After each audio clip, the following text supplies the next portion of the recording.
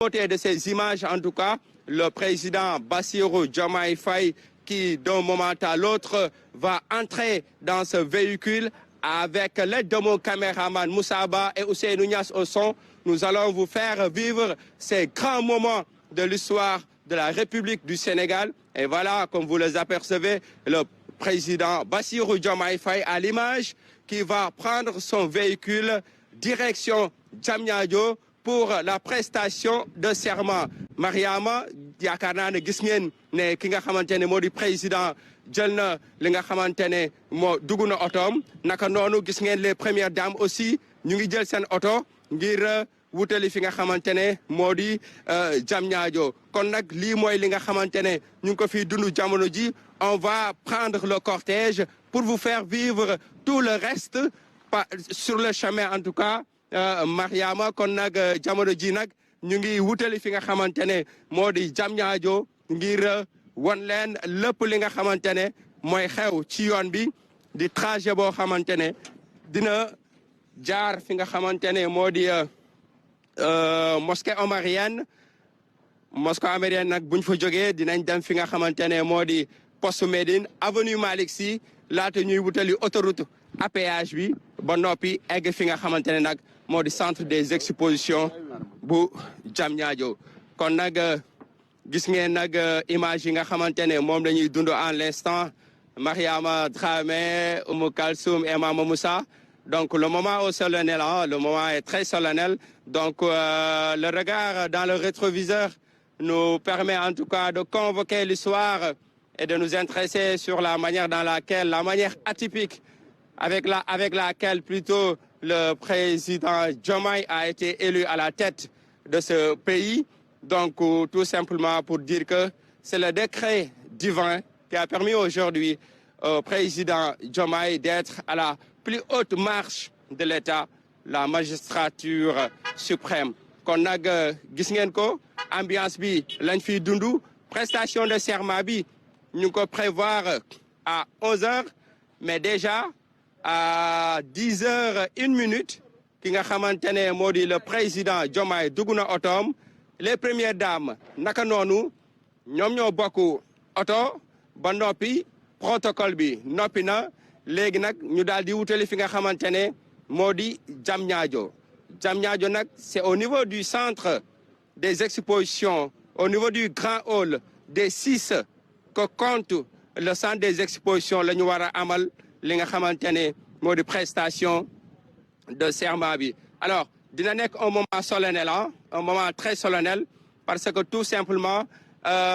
gannaaw ba mu waatee ba noppi nag dinañ ko jox li nga xamante ne moo di le collier du grand maître de l'ordre national du Lion ak attribut yëpp yi muy àndal bu ci mel ni la rosette bu ci mel ni la plaque bu ci mel ni turban bi grand collier bi nag mooy mujjee ñu koy takkal muy un collier ah Mariama boo xamante ne oyof na loor ci takk mais très symbolique en termes de responsabilité parce que réew ku la ko jox réew kuñ ko jox rek xam ne vraiment responsabilité yi rëy na donc nag kon loolu la ñuy dund jamono ji may Mariama gis nga cortège mi mu ngi génn hôtel Azalaï ngir wutali fi nga xamante ne nag moo di Diamniadio ngir lu jëm ci wàllu prestation de serment bi lépp rek nag dinañ leen ko tegmal ci lu jëm ci wàllu trajet bi di fàttali ne trajet bi day jóge Azalaï hôtel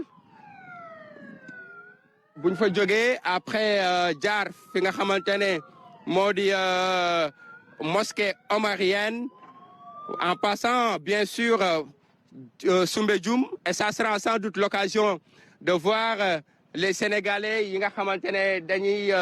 bëgg a gis cortège présidentiel bi laata ñuy jóge foofu dem poste Médine bu ñu fa bàyyeekoo nag jaar noonu avenue Malick Sy après avenue Malick Sy ñu daal di jël autoroute à péage bi daal di wutali fi nga xamante ne moo di Diamniadio kon nag au moment où je vous parle actuellement génn nañ fi nga xamante ne moo di Azalaï hôtel gis ngeen motard bi nekk suñu kanam ñoom ñooy diriger li nga xamante ne moo di convoi bi donc taxawagum nañ pour le moment di xaar le reste du convoi daal di génn ngir ñu daal di wéyal li nga xamante ne moo di yoon bi donc rappeler que ne ki nga xamante ne tey mooy Bassirou Diomaye Faye mu ngi am lu toll ni ci 44 ans il est né un certain 25 mars 1980 ca Njaanjaay ci Njagañaaw mu nekk nag koo xamante ne il a toujours en tout cas réclamé ses origines rurales muy koo xamante ne nag boo demee fi nga xamante ne moo di Njagañaaw ay mbokam on a rencontré ay waajuram bu góor ay waajuram ay nijaayam ki nga xamante ne moo di trondoom di Diomaye mu nekk un professeur buy jàngale ci États-Unis mais moom mu ngi xamle ne le fait que ñu atteindre un certain niveau d'études n'enlève en rien le caractère paysan bi nga xamante ne ñoom la leen nampatal donc moom c'est un professeur d'université ci États-Unis mais à chaque fois nee na bu ñëwee fi nga xamante ne moo di Njagañaaw day dem ci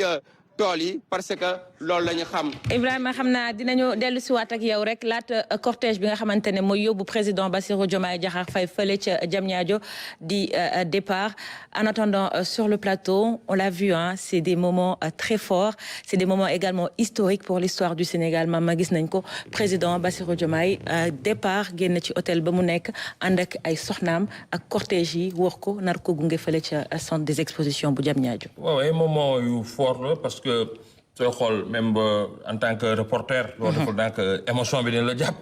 parce que événement la yoo xam ne aussi ci wàllu reportage dafa baax aussi journaliste di ko dund. léegi bi muy wax léegi monsieur Ndao bi muy wax léegi en 2012 prestation de serment Macky Sall ci King Fahd Palace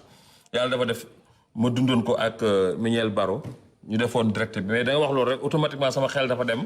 ni maa ngi toogoon dafa mel ni comme. maa ngi toogoon ci biir bâche bi jàkkaarloo ak prestation de serment bi pour wax rek ne ci histoire déjà ci journaliste bi sax daf lay marqué ci événement mooy li ñu toogee ni kon sant yàlla la Bassirou Diomaye Faye aussi gis nañu ñi nga xam ne noonu la génnee ak ni mu duggee ci oto bi xëy na remarque bi ñu ci gën a fës rek mooy ñaari soxna ndax sànq yaa ngi wax ci palais bi bu bagage génnee nit ñi génne ñeneen ñëw mais bi yoon nag day wute ndax bi yoon dootul doon benn soxna ñaari soxna lay doon loolu Sénégal mën na ko sant yàlla ndax aussi loolu nouveauté la wax dëgg yàlla nouveauté la Oumou Kalsoum oui c'est des moments forts quand même surtout pour lui-même le président Bassirou Diomaye Faye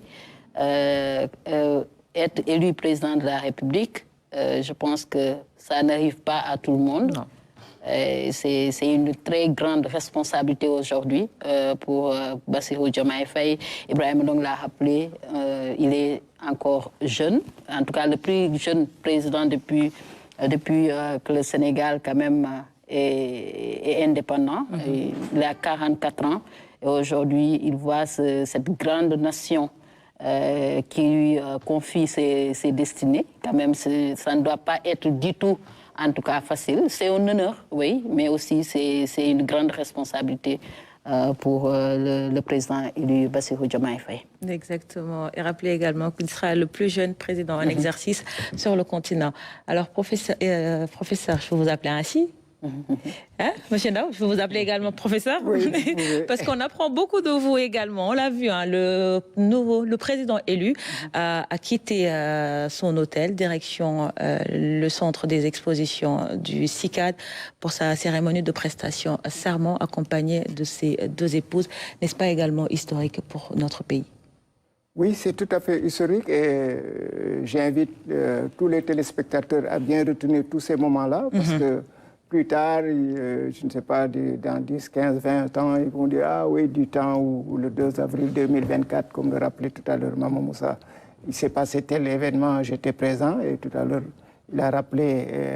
le 2 avril 2012. Ceci montre quoi? Montre que les fêtes historiques sont des fêtes où, au moment où on les regarde, on n'a pas l'impression que c'est l'histoire. Mais c'est par la suite, après, qu'on se dit comme disait Napoléon, j'étais là, j'étais présent, où je l'ai vu de mes yeux. La nouveauté, bon, bien sûr, on l'a dit, on a le plus jeune président élu en Afrique. Ça, c'est très important, à 44 ans. Deuxièmement, c'est, disons, le reflet de l'actuelle, disons, composition de la population sénégalaise.